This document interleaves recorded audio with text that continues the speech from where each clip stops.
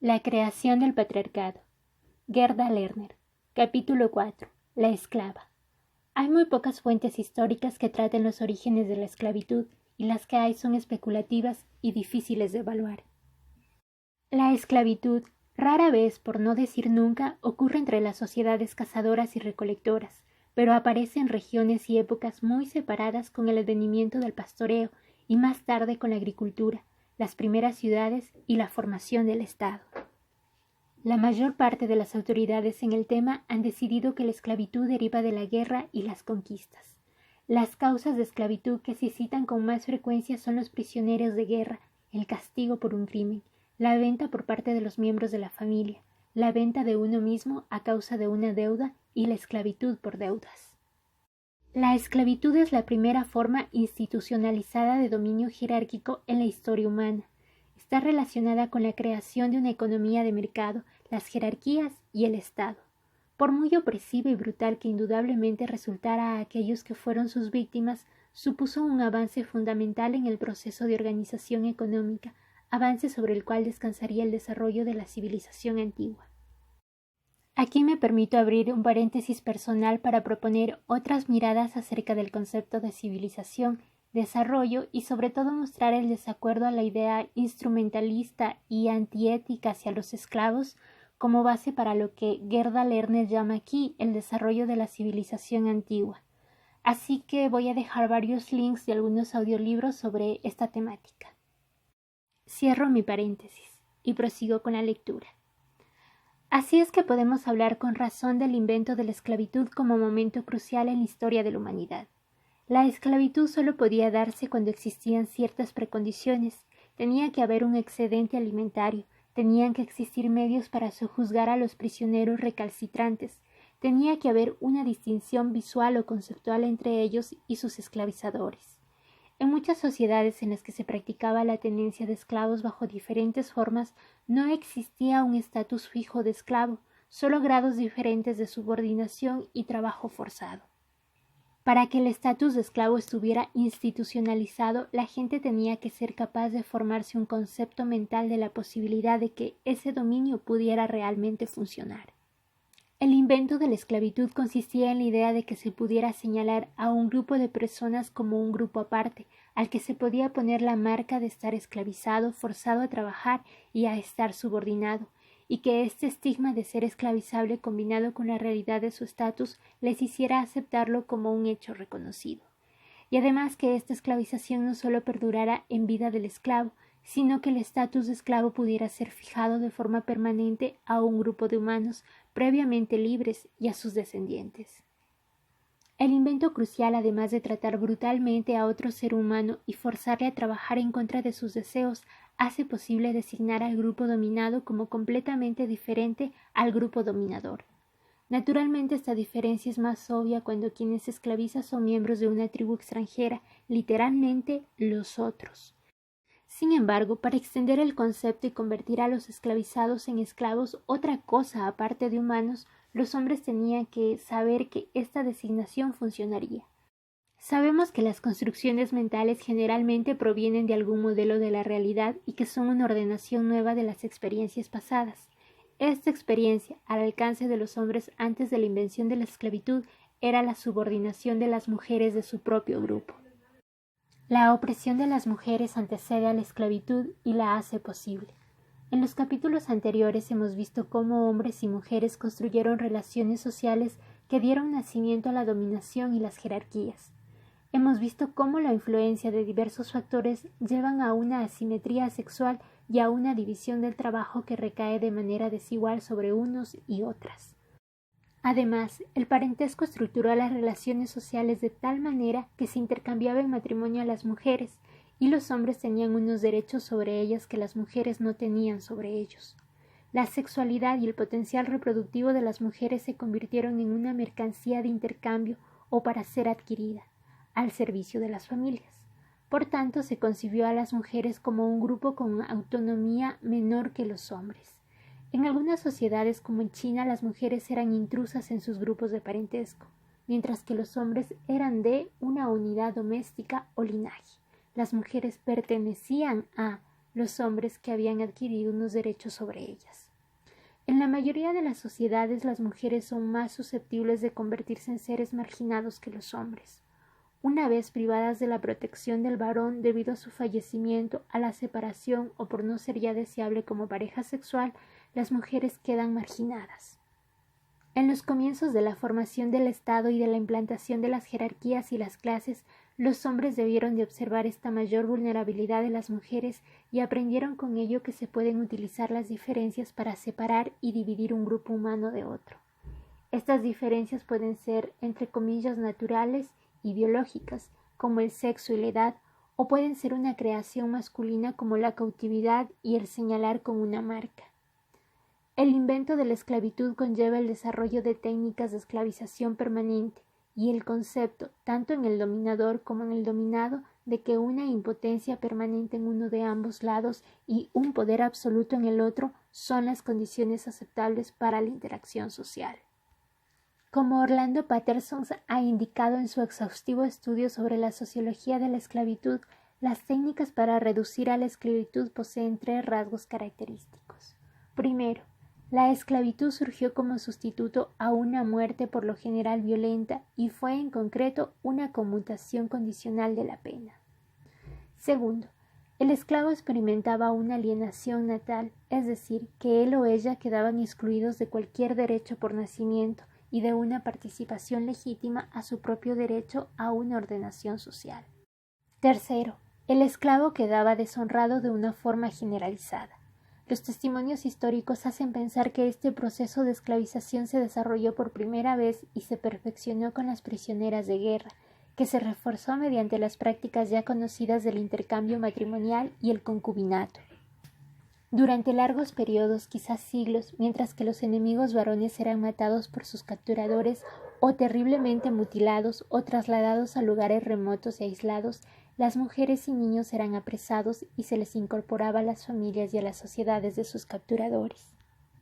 Es difícil saber qué fue lo que llevó primero a los hombres a una conmutación condicional de la pena de muerte en el caso de mujeres y niños.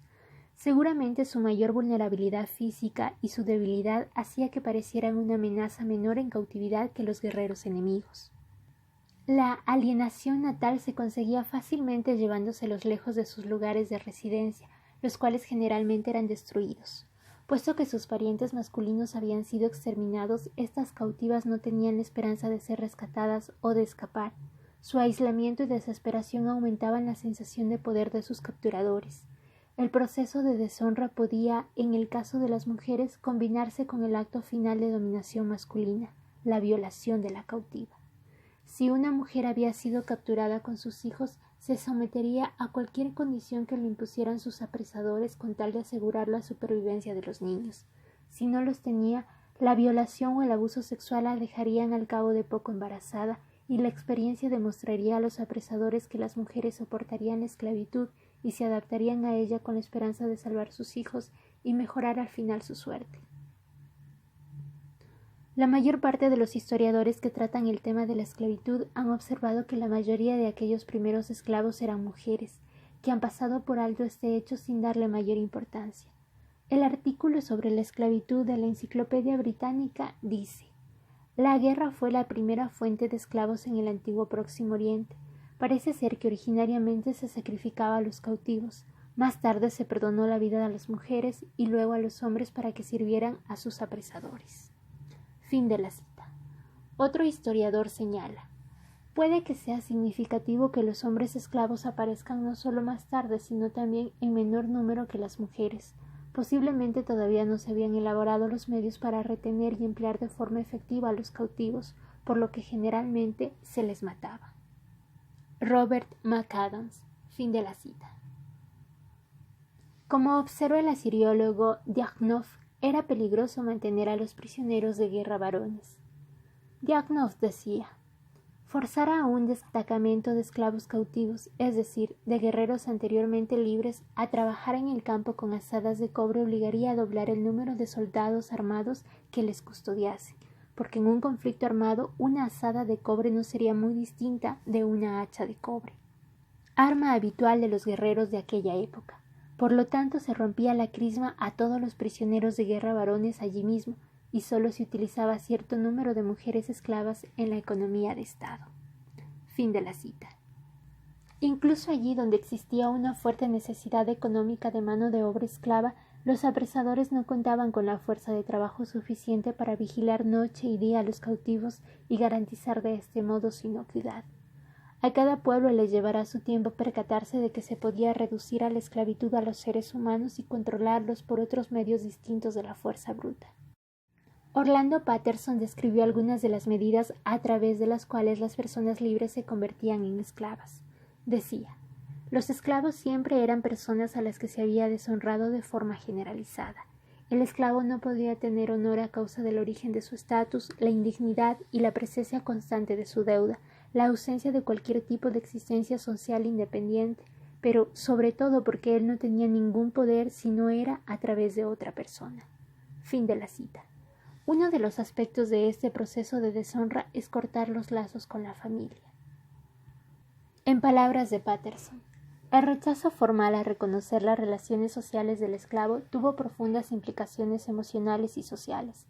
En todas las sociedades esclavistas las parejas de esclavos podían ser y eran separadas por la fuerza, y las esposas que los amos aprobaban para los esclavos eran obligadas a someterse sexualmente antes a ellos. Los esclavos no tenían la patria potestad ni autoridad sobre sus hijos, y éstos no heredaban derechos ni obligaciones de sus padres. Fin de la cita.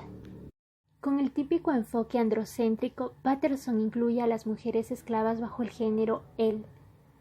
Hace caso omiso de la prioridad histórica de la esclavización de las mujeres y por ello descuida la importante diferencia implícita en la manera en que hombres y mujeres experimentan la esclavitud.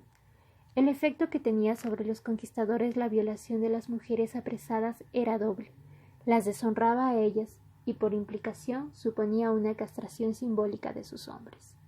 Los hombres de sociedades patriarcales que no pueden proteger la pureza sexual de sus esposas, hermanas e hijas son verdaderamente impotentes y quedan deshonrados. La práctica de violar las mujeres de un grupo conquistado ha seguido siendo un rasgo característico de las guerras y las conquistas desde el segundo milenio a.C. hasta el presente. Constituye una práctica social que, igual que la tortura de los prisioneros, se ha resistido al, entre comillas, progreso, a las reformas humanitarias y a las más sofisticadas consideraciones de orden ético y moral. Creo que se debe a que se trata de una práctica incorporada y básica en la estructura de las instituciones patriarcales, siendo inseparable de ellas. A inicios del sistema, antes de la formación de clases, la podemos ver en su forma más pura. El verdadero concepto del honor para los hombres personifica la autonomía, el poder de disponer de uno mismo y de decidir por uno mismo, y el derecho a que los demás reconozcan esa autonomía. Pero las mujeres bajo el régimen patriarcal no disponen de sí mismas ni deciden por sí solas. Sus cuerpos y sus servicios sexuales están a disposición de su grupo de parentesco, de sus maridos, de sus padres. Las mujeres no poseen el derecho tutelar ni tienen autoridad sobre sus hijos. Las mujeres no tienen, entre comillas, honor. El concepto de que el honor de una mujer reside en su virginidad y en la fidelidad de los servicios sexuales a su marido no estaba completamente desarrollado en el segundo milenio a.C. Pienso que la esclavitud sexual de las mujeres cautivas fue en realidad el primer paso hacia el desarrollo y la elaboración de instituciones patriarcales, tales como el matrimonio patriarcal y su ideología concomitante de depositar el, entre comillas, honor femenino en la castidad. La invención cultural de la esclavitud se basó tanto en la elaboración de símbolos de la subordinación de las mujeres como en su conquista efectiva. Al subordinar a las mujeres de su propio grupo y más tarde a las cautivas, los hombres aprendieron el poder simbólico del control sexual sobre los otros hombres y elaboraron el lenguaje simbólico con el que expresar dominio y crear una clase de personas psicológicamente esclavizadas. Al experimentar con la esclavitud de las mujeres y los niños, los hombres aprendieron que todos los seres humanos poseen la capacidad de tolerarla y desarrollaron las técnicas y formas de esclavización que les permitirían transformar su absoluta dominación en una institución social. Hay muchísimas evidencias históricas de la preponderancia de la práctica de matar o mutilar a los prisioneros varones y de la esclavización a gran escala y la violación de las mujeres apresadas. Las primeras referencias en Mesopotamia acerca del trato dado a los enemigos supervivientes datan del 2500 años antes de Cristo. En la estela de los buitres Eannatum, el dirigente de Lagash consignó su victoria sobre la ciudad de Umma y describió el modo en que los vencedores apilaban miles de cuerpos enemigos en grandes montones. Posteriormente, el segundo monarca de la dinastía sargónica, Rimush, describió la conquista de algunas ciudades babilónicas y la matanza de varios de miles de hombres en cada una de ellas, además de la captura de miles de cautivos. Una inscripción del rey Shul-Sin de la tercera dinastía de Ur, del 2043 a 2034 años antes de Cristo, describe cómo deportó a los esclavos enemigos el botín obtenido con la victoria sobre la ciudad de Simanum, a otra situada en una lejana frontera. Al parecer, dicho botín consistía en civiles y guerreros enemigos capturados, a los que posteriormente se liberó. Existen otras alusiones en textos a botines cobrados y ofrecidos a diversos templos. El término botín se aplicaba a cosas, animales y personas. Los guerreros enemigos inmediatamente después de ser capturados eran maniatados o colocados en picotas, un tipo de cepo para el cuello o yugo. En un estudio que se ha realizado a partir de todas las fuentes sobre cautivos babilonios que existen, Gelf dice: puede darse por sentado que mientras los prisioneros de guerra eran esclavos al servicio de la monarquía, se les obligaba a trabajar hasta la muerte en condiciones infrahumanas, o morían de enfermedades, o huían tan pronto tenían la oportunidad.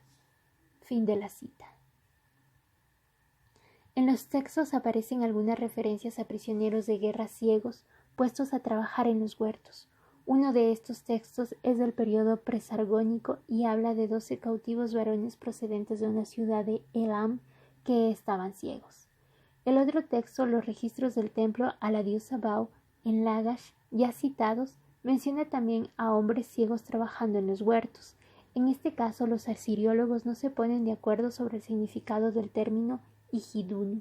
Algunos sugieren que puede significar no cualificados y por tanto metafóricamente ciegos, o que puede referirse a hombres ciegos de nacimiento a los que se habría dado un empleo. Gelf se inclina a pensar que eran cautivos a los que se había cegado y señala otras evidencias del periodo neo-asirio en que se cegaba a los prisioneros de guerra. En una inscripción de Shalmaneser, 1250 años antes de Cristo a 1200 años antes de Cristo, ha quedado registrado que se privó de visión a 14.400 cautivos tomados por los asirios. El Antiguo Testamento menciona varios casos en los que se quita la vista a los prisioneros de guerra. Sansón, Jueces 17:21, Sedecías, Segunda de Reyes 25:7 y el relato de los hombres de Jabes, Samuel 1, 11:2. Heródoto cuenta en el libro cuarto 2 que los escitas cegaban a todos los prisioneros de guerra. También en China, donde la esclavitud se desarrolló principalmente a partir del sistema penal, se castigaba a los criminales con la mutilación. Esta generalmente consistía en tatuar el rostro, la amputación de la nariz o los pies y la castración. El tipo de mutilación dependía de la gravedad del crimen. Podía aplicarse al criminal o a los miembros de su familia. El Código Penal Han dice: se cosificará a las esposas e hijos de los criminales como esclavos y esclavas y se les tatuará el rostro. Fin de la cita. Las personas mutiladas de ese modo acabaron constituyendo una clase aparte y se las obligaba a realizar las tareas más bajas, viviendo en un estado de esclavitud. La esclavitud como una manera de castigar los crímenes y posteriormente un medio de tener esclavos al servicio del harén fue una práctica extendida en la antigua China y en Mesopotamia. Dicha práctica llevó al desarrollo del poder político de los eunucos en China, Persia, la antigua Roma, Bizancio, Egipto, Siria y África. La práctica resulta de interés en esta discusión en la medida que ilustra la necesidad de marcar de modo visible y marginar a las personas a fin de designarlas esclavos permanentes, y en segundo lugar por mostrar el uso del control sexual para reforzar y perpetuar la esclavitud de una persona. Dos textos administrativos mesopotámicos escritos con 5 meses de diferencia y que datan del reinado de Bur-Sin, tercera dinastía de Ur, nos habla de 197 mujeres y niños cautivos. En el primero se distribuían raciones para 121 mujeres, 46 figuran como muertas, y para 28 niños, de los cuales solo 5 están vivos. De las 121 mujeres vivas indica que 23 estaban enfermas. En el segundo texto figuran como supervivientes 49 mujeres y 10 niños a los que se les reparten raciones de harina y cerveza. De las 24 mujeres enfermas apuntadas en la primera lista, solo 5 constan en la segunda, lo que sugiere la posibilidad de que estas 5 fueran las únicas que superaran la enfermedad.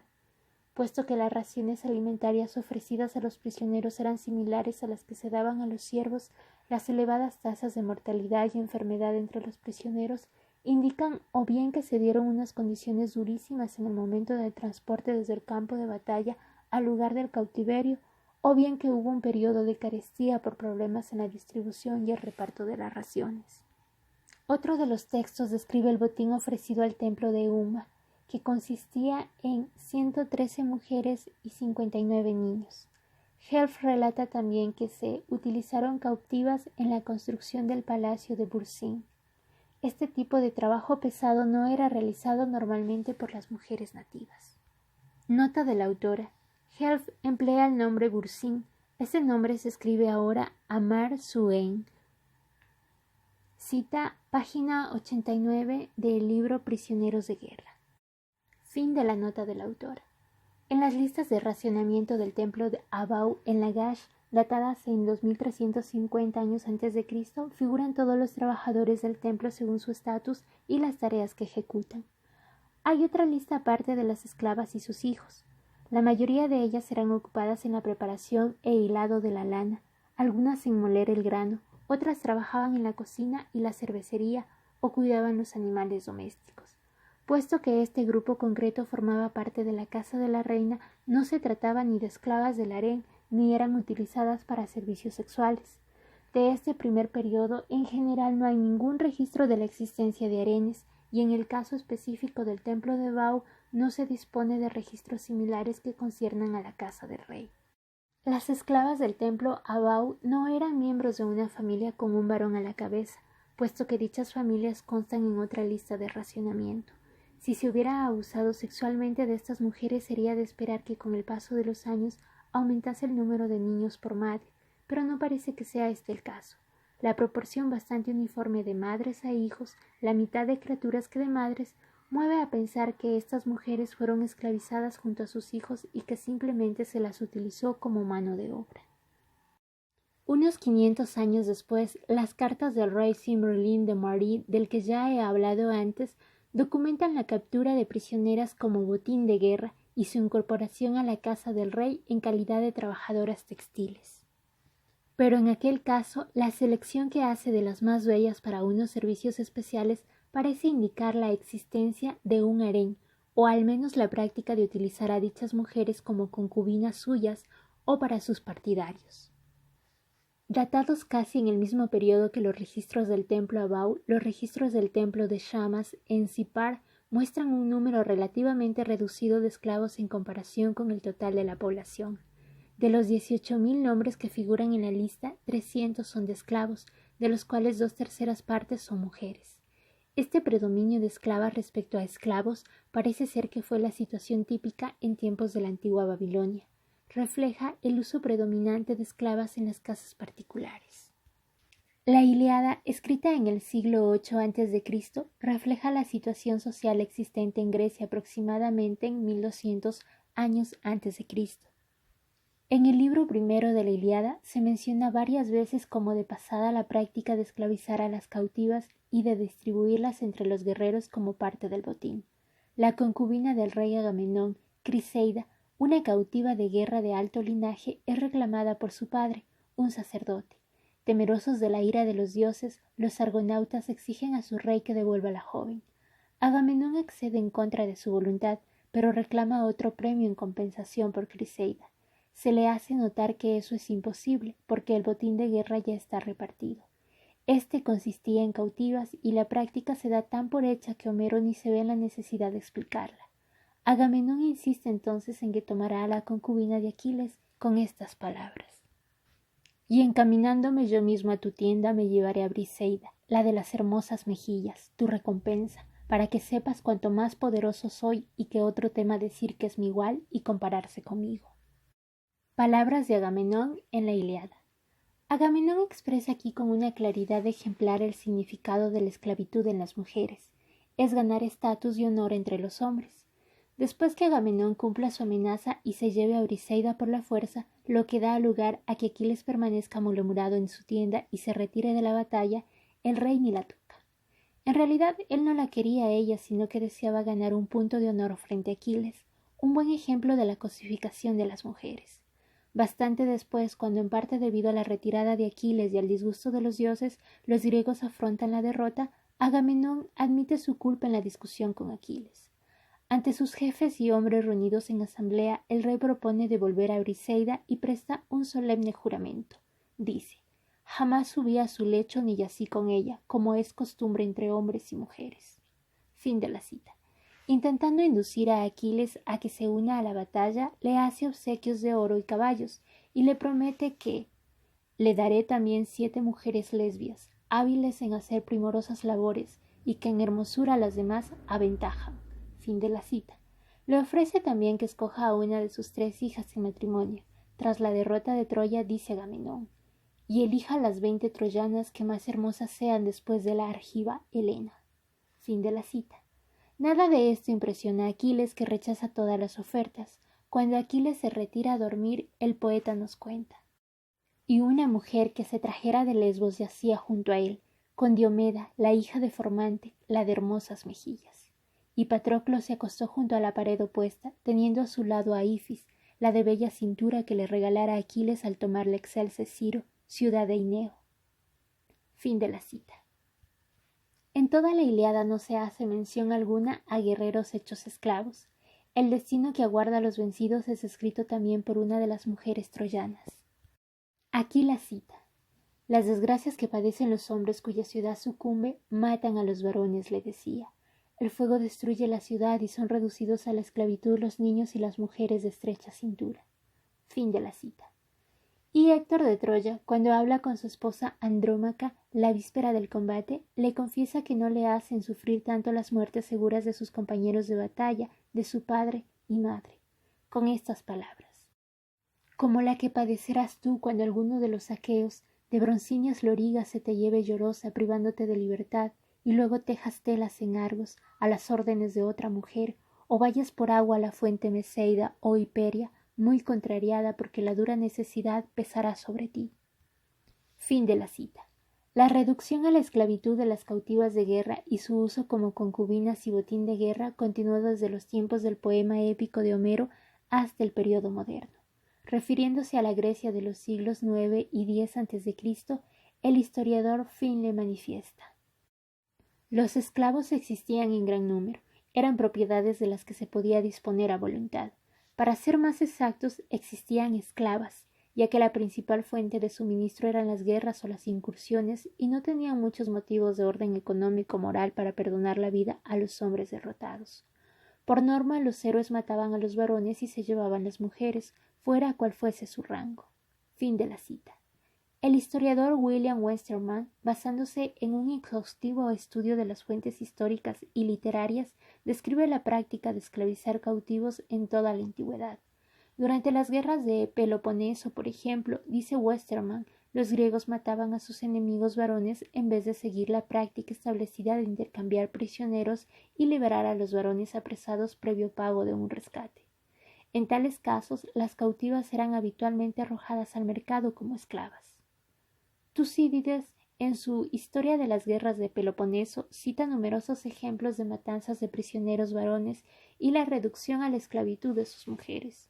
Unos cuantos casos pueden servir a modo de ilustración. El número de plataneos que perecieron no bajó de 200 y las mujeres fueron vendidas como esclavas. Luego se mató a los hombres corsirienses, pero las mujeres capturadas en la fortaleza fueron vendidas como cautivas.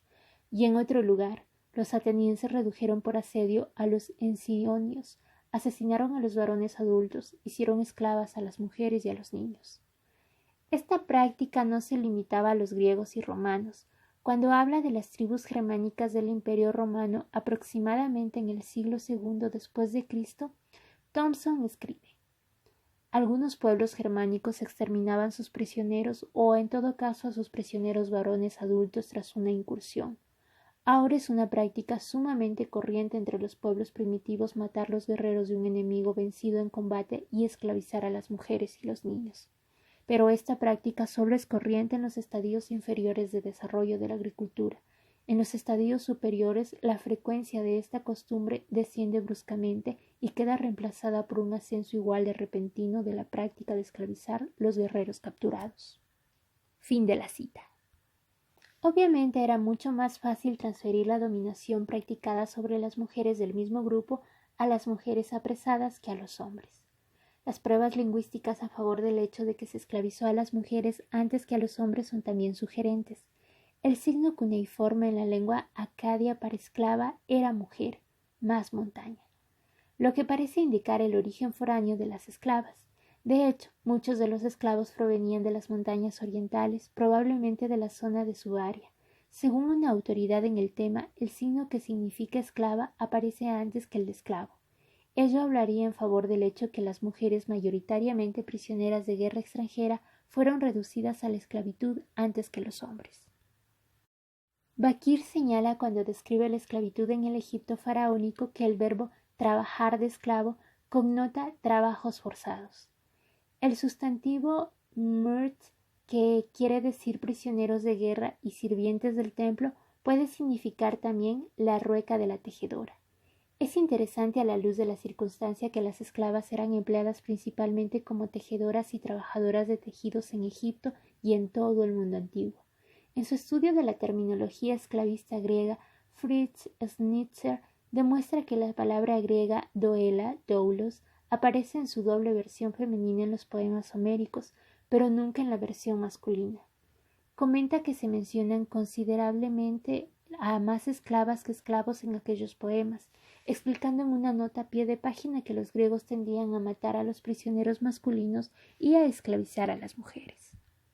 Resulta interesante en relación al tema que discutiremos más adelante señalar que algunos escritores afirman que la palabra doule tiene la doble connotación de esclava y concubina. De modo similar, el término griego anfipolos, criada, camarera, que desde tiempos misiánicos está restringido en el idioma griego a las mujeres, se utiliza también en ocasiones para designar a las esclavas. Schnitzer piensa que el término era usado para denominar antiguamente a las mujeres libres reducidas a la esclavitud. Ello confirmaría la práctica de esclavizar a las mujeres conquistadas y utilizarlas como sirvientas. Factores biológicos y culturales predispusieron a los hombres a esclavizar a las mujeres antes de haber aprendido a cómo esclavizar a otros hombres. El terror y la coacción física, ingredientes esenciales en el proceso de transformar personas libres en esclavos, adoptaron en el caso femenino la forma de la violación. Se las sometía físicamente por medio de la violación. Una vez embarazadas, quedarían psicológicamente ligadas a sus amos. De ello derivó la institucionalización del concubinato, que pasó a ser el instrumento social gracias al cual se integraba a las cautivas dentro de las casas de sus apresadores, a los que, de este modo, aseguraban no solo sus leales servicios, sino también los de su descendencia. Todos los historiadores que han escrito sobre la esclavitud describen el uso sexual de las esclavas. Robin Winks, resumiendo los conocimientos históricos existentes sobre el tema, declara que el libre acceso sexual a las esclavas las separa de todas las demás personas, tanto como su clasificación jurídica de que son propiedad de alguien. Fin de la cita. Cuando habla de la esclavitud en Babilonia, Isaac Mendelssohn escribe lo siguiente: en el caso de la esclava, el amo tenía derecho no solo a su trabajo, sino también a su cuerpo. Él u otro miembro de su familia podían cohabitar libremente con ella, sin tener que asumir la más mínima obligación por ello. Fin de la cita. Las esclavas babilonias podían también ser alquiladas como prostitutas a un precio fijado, a veces al propietario de un burdel, a veces a clientes privados, y el amo se quedaba con el pago. Esta práctica estaba extendida por todo el Próximo Oriente, Egipto, Grecia y Roma durante la Antigüedad, de hecho, en cualquier lugar donde existiera la esclavitud. Finlay, cuando describe la esclavitud en Grecia durante los siglos IX y X a.C., dice lo siguiente: El lugar de las esclavas era la casa, lavando, cociendo, limpiando, preparando la comida, pero si eran jóvenes su lugar era también en el lecho del amo. Fin de la cita. Las esclavas jóvenes proveyeron de personal los burdeles y llenaron los harenes del mundo antiguo. En época moderna sucedía lo mismo en África, Latinoamérica, los Estados Unidos y el Caribe. Es una práctica universal. Se pueden citar ejemplos de cualquier época y de cualquier sociedad esclavista. En Malasia, durante el siglo XIX, los deudores eran reducidos a la esclavitud y se convertían en criados de la casa del acreedor, donde cumplían sus deseos y les servían como seguidores suyos en las incursiones militares. Las esclavas o las sirvientas domésticas, adquiridas a través de una deuda o gracias a las incursiones en poblados, eran empleadas como trabajadoras domésticas y objetos sexuales, y el acreedor las entregaba a sus criados varones. En China, desde el siglo III a.C. hasta nuestro siglo, la compra de concubinas era una práctica establecida. Se llegaba al mismo fin con la adopción por parte de gente adinerada de los niños que eran vendidos por sus padres empobrecidos en tiempos de hambre. El tráfico de niñas, encubierto en el sistema de adopción infantil, Mui Tsai o la hermanita, perduró hasta entrado el siglo XX, pese a la abolición de la esclavitud en 1909. Como demuestra la palabra, principalmente consistía en el tráfico de niñas a las que se educaba para ser prostitutas o sirvientas sexuales. En un informe de las Naciones Unidas del año 1948 en el que se describen las condiciones de entonces en algunos países musulmanes, se expone lo siguiente. En cualquier hogar árabe que pueda permitirse poseer un esclavo, la mayoría de esclavas combinan las funciones de sirvienta y concubina. Fin de la cita. La práctica de utilizar a las esclavas de sirvientas y objetos sexuales pasó a ser el modelo para la dominación de clases sobre las mujeres de todos los periodos históricos. Se esperaba de las mujeres de la clase subordinada, sirvientas, campesinas, trabajadoras, que sirvieran sexualmente, tanto si querían como si no a los hombres de la clase alta. El derecho a la primera noche que pertenecía al amo que había concedido a su siervo el permiso para casarse no hizo más que institucionalizar una práctica que ya estaba establecida. El abuso sexual de las jóvenes sirvientas por parte de sus amos es un tema constante en toda la literatura europea del siglo XIX, incluidas la Rusia zarista y la Noruega democrática. El uso sexual de las mujeres negras por cualquier hombre blanco fue característico asimismo de las relaciones raciales en los siglos XVIII y XIX en Estados Unidos, pero sobrevivió a la abolición de la esclavitud y se convirtió, entrado ya el siglo XX, en uno de los rasgos de la opresión de razas y clases. Cita de la autora. Hay una extensa literatura sobre el tema de la violación y la explotación sexual de las mujeres. Por ejemplo, véase Susan Brown Miller, Against Our Will, Men, Women and Rape, Nueva York, 1975. Sobre la violación y los malos tratos que reciben las casadas, puede consultarse a Winnie Brenes y Linda Gordon en The New Scholarship of Family Violence, Science, volumen 8, número 3, primavera de 1983, de las páginas 490 a la 531. También puede observarse a Jane Chapman y Margaret Gates en Victimization of Women, Beverly Hills, 1978. También se puede acudir a los estudios de Murray Strauss, Richard Schelles y Susan Stamets en su obra Behind Closed Doors, Violence in the American Family, Garden City, Nueva York, 1980. Otra consulta puede hacerse a Miriam Hirsch en Women and Violence, Nueva York, 1981. Sobre las relaciones sexuales entre sirvientes y amos, véase a Lawrence Stone en La familia, sexo y matrimonio en Inglaterra de 1500 a 1800, Nueva York, 1977. También puede consultarse a Edward Shorten en Making of the Modern Family, Nueva York, 1975. También puede observarse a Joan Scott y Lloyd Tilley, Women's Work in the Family in 19th Century Europe, Comparative Studies in Society and History, volumen 17, 1975, páginas de la 36 a la 64.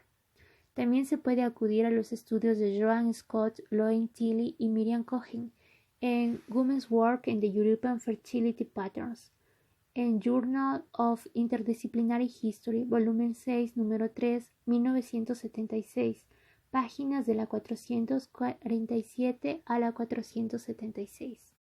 Otra fuente de consulta puede ser John Giles en su obra Sirvientes, Relaciones Sexuales y el Riesgo de la Ilegitimidad en Londres, 1801 a 1900. En la revista Estudios Feministas, volumen 5, número 1, primavera de 1979, de las páginas 142 a las 173. Mis comentarios sobre el uso sexual de las esclavas por hombres blancos se basan en una detenida lectura de las narraciones de los esclavos y de las fuentes originales sobre la esclavitud en los Estados Unidos. Para ello también véase a Gerda Lerner, Black Women in the United States, en Lerner The Majority Finds its Past, Placing Women in History, Nueva York, 1979, páginas de las 63 al 83 y 191, notas 15 y la 16. Fin de la nota de la autora. Así pues, desde sus primeros inicios la esclavitud ha tenido un significado diferente para hombres y mujeres. Tanto unos como otras, una vez reducidos a la esclavitud, se encontraban totalmente subordinados al poder de otro, perdían su autonomía y su honor. Esclavos y esclavas tenían que realizar un trabajo no remunerado y prestar a menudo servicios personales a sus amos. Pero para las mujeres la esclavitud inevitablemente suponía tener que prestar también servicios sexuales a sus amos o a aquellos que sus amos designaran en su lugar. En sistemas esclavistas muy desarrollados hay numerosos ejemplos de esclavos varones cuyos amos o amas usan o abusan sexualmente, pero son una excepción. Para las mujeres la explotación sexual señalaba la verdadera definición de esclavitud, lo que no le sucedía a los hombres. Asimismo, desde el comienzo del periodo de desarrollo de clases hasta el presente, el dominio sexual que los varones de clase alta ejercen sobre las mujeres de clase baja ha sido la verdadera marca de la opresión de clases sobre ellas. Es obvio que la opresión de clases nunca podrá entenderse igual para hombres y mujeres. Del mismo modo que la subordinación de las mujeres por parte de los hombres proporcionó el modelo conceptual para la creación de la esclavitud como institución, la familia patriarcal proporcionó el modelo estructural. En la sociedad mesopotámica, como en otras partes, el dominio patriarcal sobre la familia adoptó multiplicidad de formas: la autoridad absoluta del hombre sobre los niños, la autoridad sobre la esposa, aunque refrenada por las obligaciones recíprocas hacia los parientes de ella, y el concubinato. El padre tenía el poder de dar vida o muerte a sus hijos, tenía el poder de cometer infanticidio dejándoles a la intemperie o abandonándoles. Podía dar a sus hijas en matrimonio, incluso en su infancia, a cambio de recibir un precio por la novia, o podía consagrarlas a una vida de virginidad al servicio del templo. Podía concertar matrimonios para sus hijos e hijas. Un hombre podía dejar a su esposa, sus concubinas y sus hijos en fianza por una deuda suya. Si no podía devolverla, estas prendas se convertirían en esclavos por deudas. El poder para ello provenía del concepto de que todos los parientes de una persona eran responsables de cualquier infracción por parte de alguno de los miembros del grupo. Las antiguas leyes hititas especificaban lo siguiente: si un sirviente disgusta en alguna ocasión al amo, le pueden matar o arrancar la nariz, los ojos o las orejas. O él, el amo, puede pedirle cuentas y también a su esposa, a sus hijos, a su hermano, a su hermana, a sus parientes políticos y a su familia, sea sirviente o sirvienta. Fin de la cita. En este caso que concierne a los esclavos sirvientes, el castigo parece caer a partes iguales sobre los parientes masculinos y femeninos. El Código de Hammurabi, que seguramente fue publicado en la versión que conocemos durante el 14º año del reinado de Hammurabi, es decir, en 1752 años antes de Cristo, en opinión de Driver y Miles, no es una recopilación de las leyes existentes con sus respectivas rectificaciones, es una serie de enmiendas y replanteamientos de trozos de las leyes que estaban vigentes cuando lo escribió. Driver y Miles dan por sentada la existencia de una legislación mesopotámica común en el tercer milenio a.C. Por consiguiente, podemos inferir que las condiciones sociales reflejadas en estas leyes eran a grandes rasgos representativas de la sociedad mesopotámica. el Código de Hammurabi definía el tratamiento que habían de recibir las personas dejadas en fianza en caso de deuda y ponía algunos límites a su posible abuso. Un hombre incapaz de devolver su deuda podía dejar en prenda a su esposa e hijos, sus concubinas con sus hijos y sus esclavos. Podía hacerlo de dos maneras: ofreciendo a sus familiares en fianza por un crédito que pide a un mercader para pagar así su otra deuda, o por la venta total de su fianza por deuda. En el primer caso, el pariente podía ser redimido al cabo de un cierto tiempo a cambio del dinero prestado, pero si el deudor no podía devolver su deuda, las personas que habían dejado en fianza se convertían acto seguido en esclavos y el nuevo propietario podía revenderles. En el segundo caso, la persona dejada en fianza por la deuda se convertía de inmediato en esclavo. Los abusos físicos de los esclavos en fianza fueron restringidos en el artículo 116 del Código de Hammurabi, que expone que si el hijo de una persona libre, dejado como fianza por deuda, moría en casa del acreedor a causa de los malos tratos recibidos, se mataría al hijo del acreedor. Pero si la persona dejada en fianza era un esclavo y no una persona libre, se exigiría una compensación pecuniaria y se daría por finalizada la deuda. Las claras implicaciones que tiene esta ley es que se podía castigar a un hijo por los crímenes cometidos por su padre, y que los niños tenían menos derechos incluso que las personas dejadas en fianza. El hecho de que no se mencionasen penas en caso de los malos tratos dados a una mujer dejada en fianza por deudas puede indicar que los malos tratos sobre ella eran vistos con la mayor ecuanimidad. Por otro lado, el Código de Hammurabi, en su artículo 117, marca en efecto una mejora en la condición de los esclavos en fianza al limitar a 3 años los servicios de la esposa y los hijos del deudor al acreedor, pasados los cuales quedaban libres. En las prácticas antiguas podían ser esclavos de por vida. El artículo 119 especificaba que si un hombre daba en fianza a su concubina esclava, la cual le había dado hijos, incluso si la vendía, tenía derecho a redimirla del nuevo comprador pagando el mismo precio de compra. A pesar de que estas disposiciones marcan una ligera mejora en la suerte de las mujeres dejadas en fianza, en verdad lo que hacen es proteger los derechos de los maridos deudores frente a los acreedores. Hay dos asunciones básicas en estas leyes que continúan igual: que el pariente masculino tiene el derecho de disponer de sus familiares femeninas y que la esposa y los hijos de un hombre son de su propiedad y por tanto se puede hacer con ellos lo que se quiera. La plena autoridad paterna sobre los hijos proporcionó a los hombres un modelo conceptual de dominio y dependencia temporal debido al desamparo de los jóvenes, pero dicho modelo no servía para conceptuar la dominación permanente de un ser humano sobre otros. El estado de dependencia de los jóvenes tenía un fin. Ellos a su vez llegarían a la edad de dominar. Es más, se esperaba de ellos que cumplieran con las obligaciones recíprocas hacia sus mayores. Por consiguiente, la autoridad paterna operaba bajo el freno del ciclo vital y el futuro potencial de poder de los jóvenes a la vez. El niño, viendo cómo su padre trataba a su abuelo, aprendería por sí mismo a tratar a su padre para cuando le llegara el turno. De este modo fue la relación entre el hombre y la mujer lo que proporcionó el primer modelo de interacción social con un igual que no era del todo libre.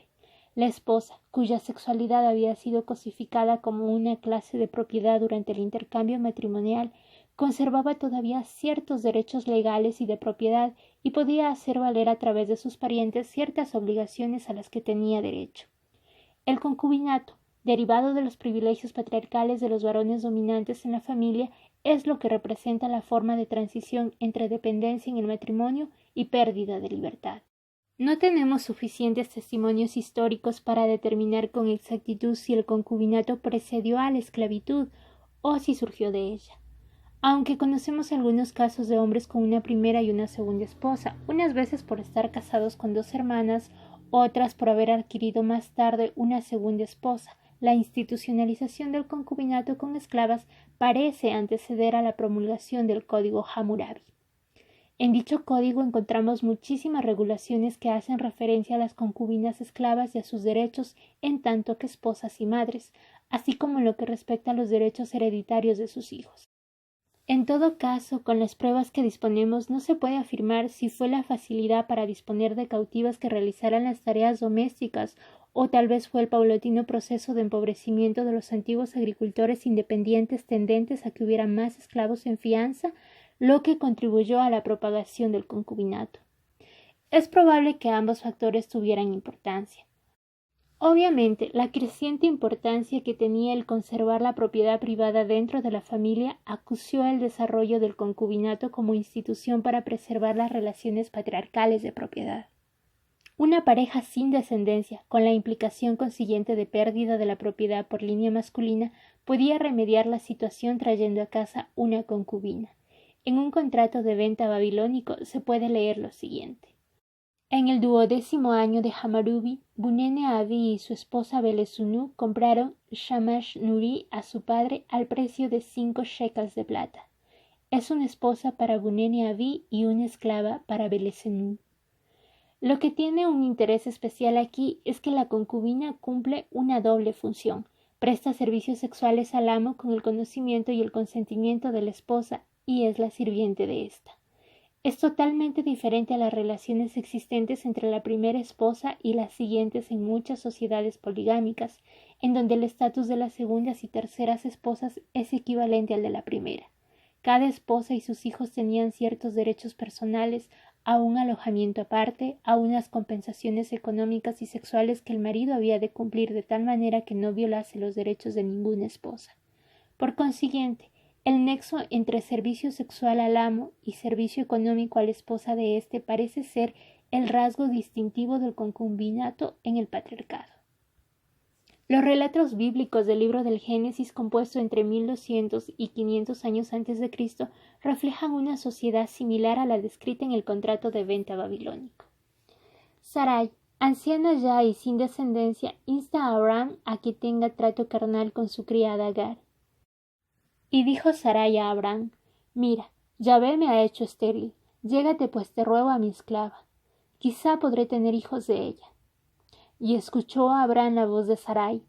Raquel instaba del mismo modo a su marido Jacob: Ahí tienes a mi criada Bilhá, únete a ella y que dé a luz sobre mis rodillas, así yo también ahijaré de ella. Fin de la cita. Hay algunas asunciones subyacentes implícitas en estos relatos. Una esclava debe servicios sexuales al marido de su ama, y la descendencia de este trato carnal es descendencia del ama. Todas las mujeres deben servicios sexuales a los hombres en cuya casa viven y están obligadas a producir descendencia a cambio de la protección de él. Protección entre comillas. Si no pudieran, las esclavas que son de su propiedad les pueden sustituir del mismo modo que un hombre puede pagar una deuda cediendo al acreedor el trabajo de su esclavo. El estado de dependencia de la esposa entre comillas libre está implícito en la patética frase de Sarai: quizá podré tener hijos de ella. A la mujer estéril se la considera defectuosa e inútil. Tan solo el acto de tener hijos la redime. Raquel, tras ofrecer su criada a Jacob, exclama: dame hijos o si no me muero. Cuando al fin Dios se acordó de Raquel y abrió su seno, dijo: ha quitado Dios mi afrenta. Imposible hacer una afirmación más clara de la cosificación de las mujeres y del uso instrumental que se hace de las esposas. El Código Hammurabi presenta un arreglo parecido al de la práctica bíblica en el caso de aquellos hombres casados con una naditum, una sacerdotisa a la que no se le permite tener hijos.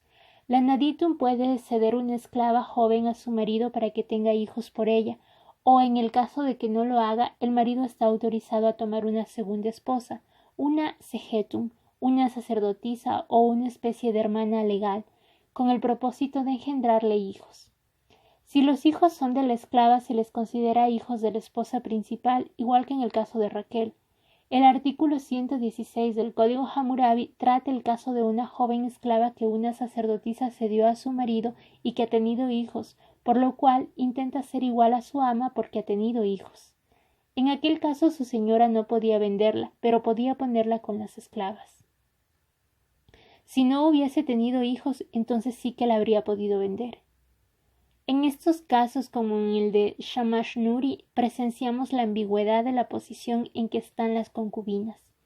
El artículo 117 especifica que un padre puede legitimar a los hijos habidos con una concubina esclava si lo reconoce públicamente en vida. si no legitima a los hijos de la concubina, aunque ella y su descendencia serán libres tras la muerte del padre, no tendrán derecho a la herencia. Evidentemente una esclava y sus hijos mejoraban de posición con el concubinato. Sin embargo, nunca dejaría de ser la esclava de la primera esposa y habría de reconocer en público ese papel ambiguo. La tendencia a libertar las concubinas que habían dado a luz hijos quedó incorporada a las leyes islámicas y se propagó por el mundo entero con la difusión del Islam. Es uno de los rasgos más comunes en la esclavitud. De un modo parecido en Malasia, durante el siglo XIX, una esclava concubina tenía derecho a ser liberada después de haber dado un hijo a su amo. El caso chino es algo especial, puesto que las concubinas podían alcanzar los puestos más altos dentro de la sociedad. Durante la dinastía Han, los monarcas y los altos funcionarios se casaron a menudo con sus concubinas, algunas de las cuales llegaron a ser emperatrices y madres de reyes. Por esta razón, las familias aristocráticas rivalizaban entre ellas por el privilegio de ofrecer sus hijas a la corte en calidad de concubinas. Sin embargo, en una época posterior, un niño nacido de una persona libre y otra esclava era considerado un esclavo. El concubinato como vía de ascenso social para las mujeres se da también, aunque de una manera algo distinta, en el imperio precolombino de los incas, 1438 a 1532 después de Cristo.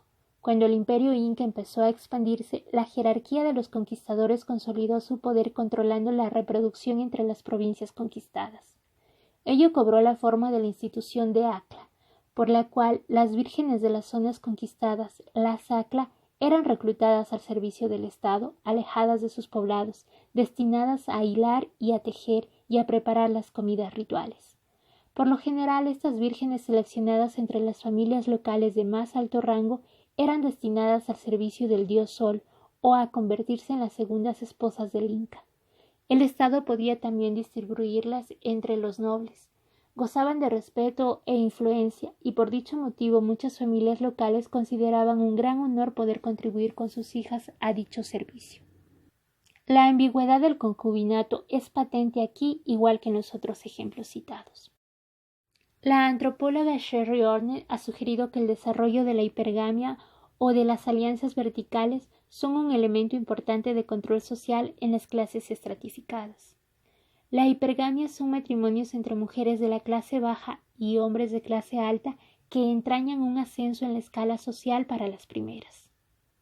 La hipergamia depende de la castidad forzosa de las jóvenes de clase baja antes de casarse.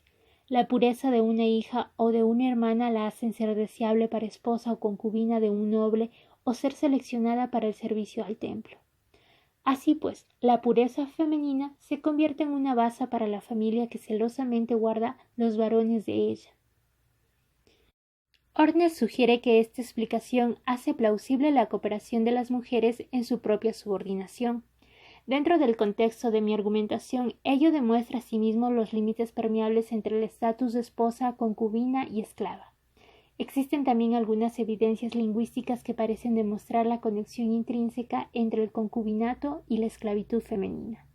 La palabra china para esclava en vigor durante los siglos III y II a.C. era pi, que también significaba humilde. También se lo utilizaba para describir a una concubina inferior o a una esposa de origen humilde. Sintetizando la posición de los esclavos en la China de aquella época, el historiador Poulet Blanc dice: un esclavo era un miembro inferior en la casa del amo y estaba sujeto a las mismas obligaciones que un niño o una concubina. Fin de la cita. Una palabra posterior para esclavo en uso después del siglo II a.C. es nu, que está representada por los signos mano y mujer. Poulet Blanc señala que hay otra palabra que se pronuncia igual que nu, esclavo, pero se escribe distinto y que aparece en textos previos con el significado de niño o colectivamente esposa y niños.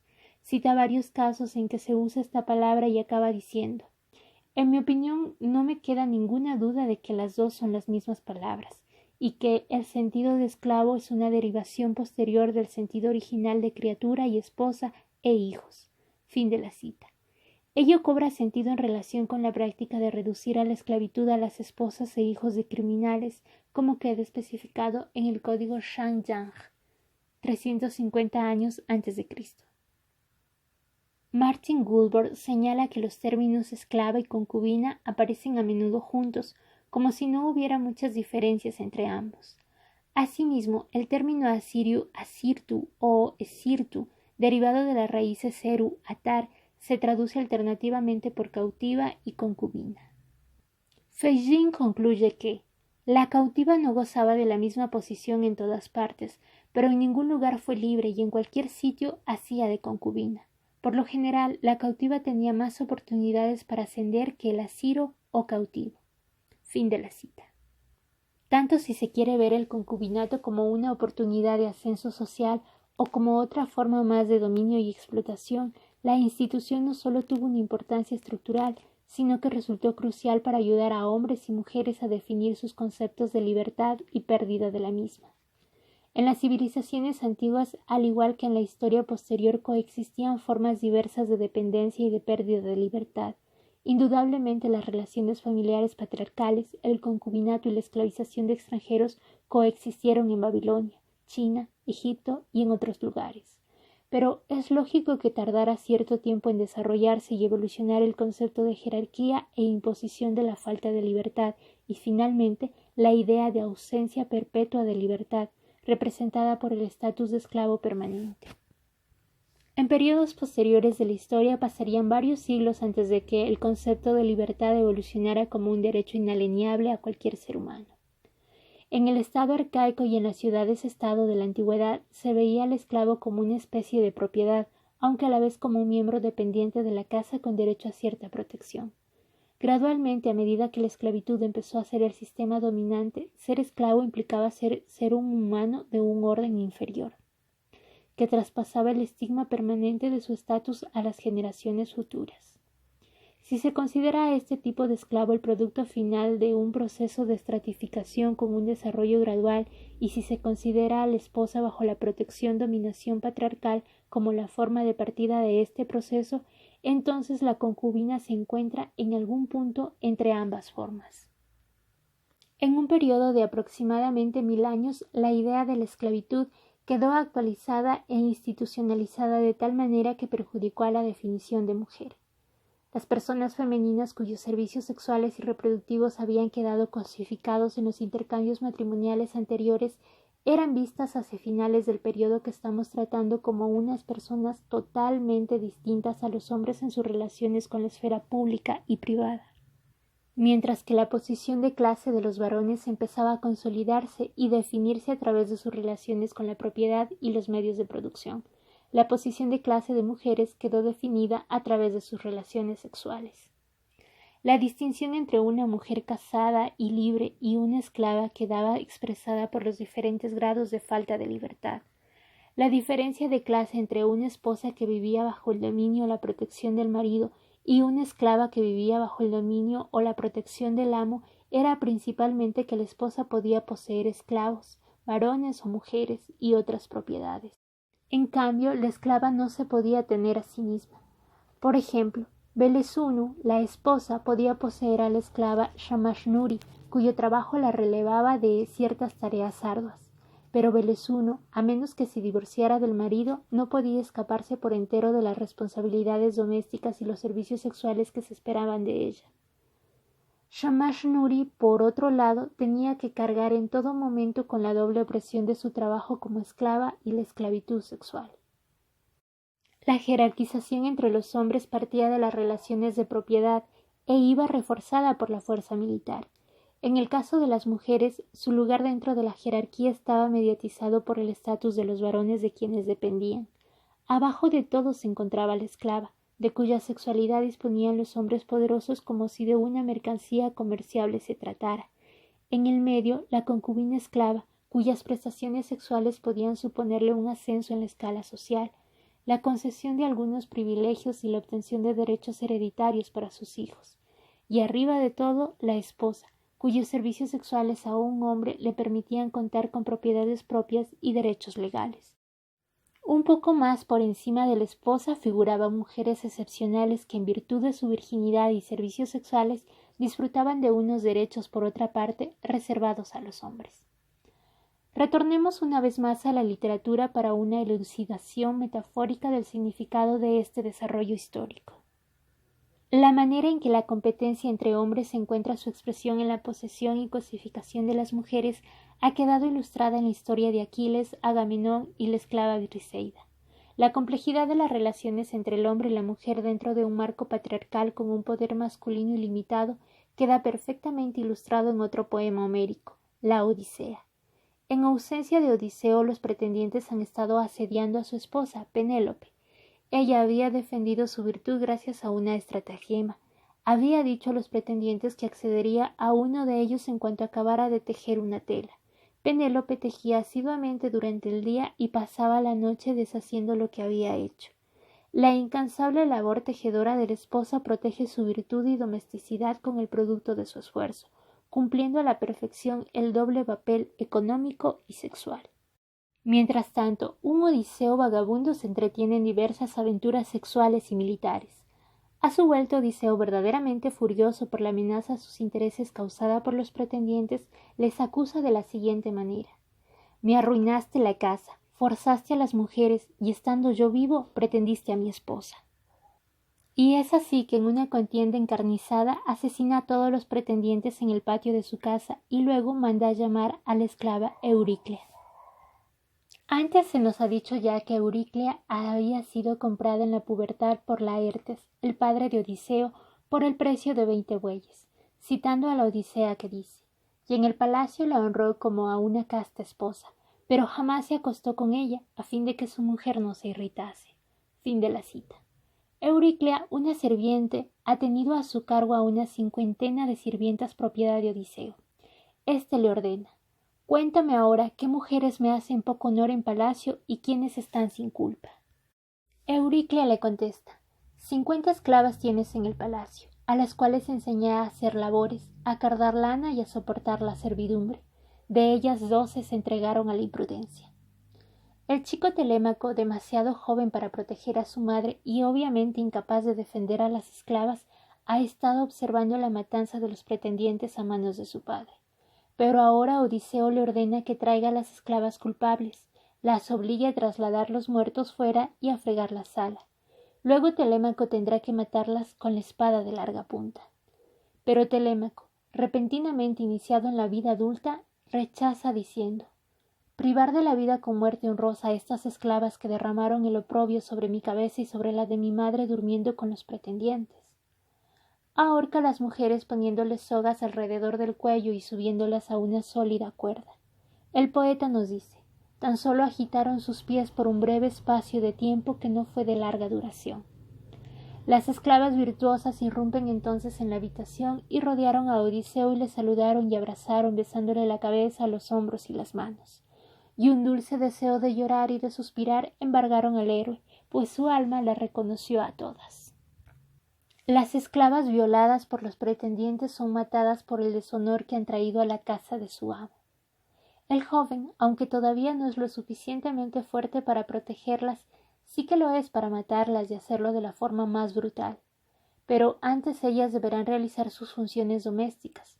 Su muerte queda postergada hasta que hayan sacado los cadáveres y hayan fregado la sala, preparando la idílica escena de dicha doméstica que seguirá una vez que haya vengado convenientemente con la muerte de ellas y el deshonor que ha mancillado la casa.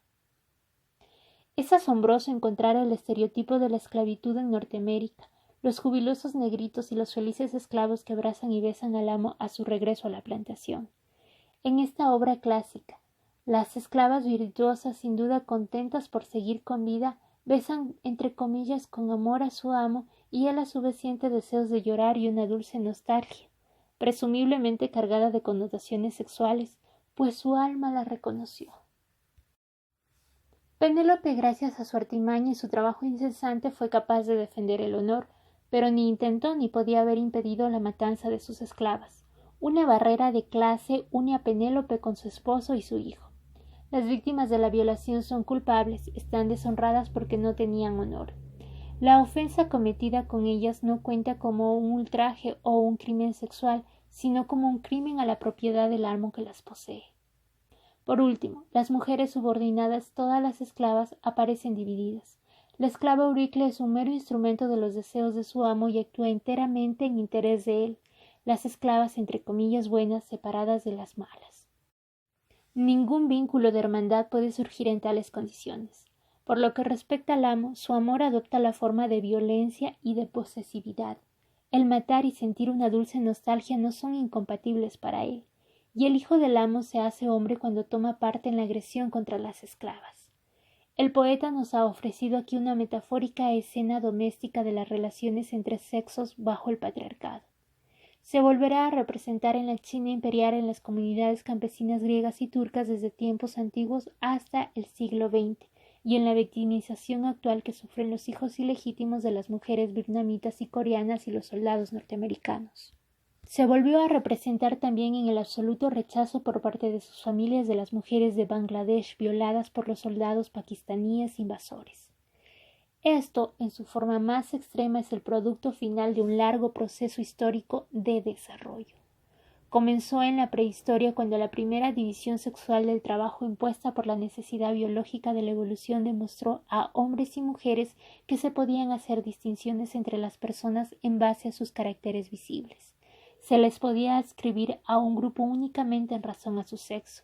Es de este potencial psicológico-social del que dependerá la posterior consolidación de la dominación. En condiciones de complementariedad, interdependencia mutua, la gente aceptaría fácilmente que los grupos por sexo tuvieran actividades, privilegios y obligaciones separados. Muy probablemente la subordinación de las mujeres al grupo de los hombres, que debió durar siglos hasta que quedó firmemente consolidada, tuvo lugar en un contexto de deferencia en el seno de cada grupo de parentesco, el respeto de los jóvenes hacia los ancianos.